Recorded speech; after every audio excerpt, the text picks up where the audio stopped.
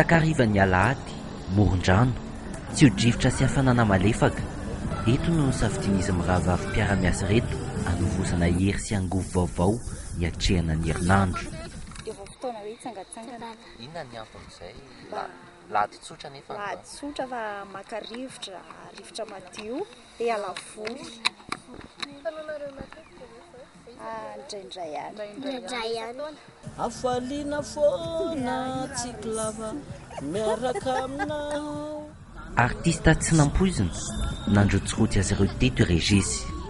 Miramirandava matsiaro sambatra eo akaikinao. Nana fahitanareo Régis? Tsara be sady mamira be izy. Talenta, niova ho fitadiavam-bola ny fihirana ankalamanjana toy izao ho an'i Régis. Ny toeram-pitsangatsanganana rehetra tsy misy tsy ahitana azy. Tamin'ity indray mitoraka ity, teto Ambatofotsy ihany koa izy.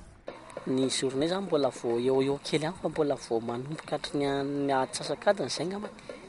Nandehanako tety dia izao vao manalanala azy kely anao.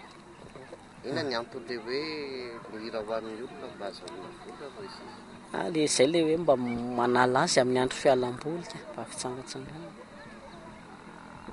na tsy fiasana. Ambatofotsy izay tomefy olona, mpinamana na koa ankonana miala voly sy maka rivo-baovao amin'ny fotoana tahaka izao. Rehefa avy mivavaka izay dia miarivo ohatr'izao mba mitondra ny ankizy mitsangatsangana. Mahafinaritra indray tsy dia mba hoe mitondra ny ankizy fa izy te hivoaka hoe rehefa mba eto mivoaka izay ry dada. Manena mety eto fa tsy fitoeraka. Mandeha ihany izay ka ohatra makany amin'ny bypass dia ity ihany nakaikikaiky any ity mba moramora na frère tsy sahirana koa amin'ny tomobile.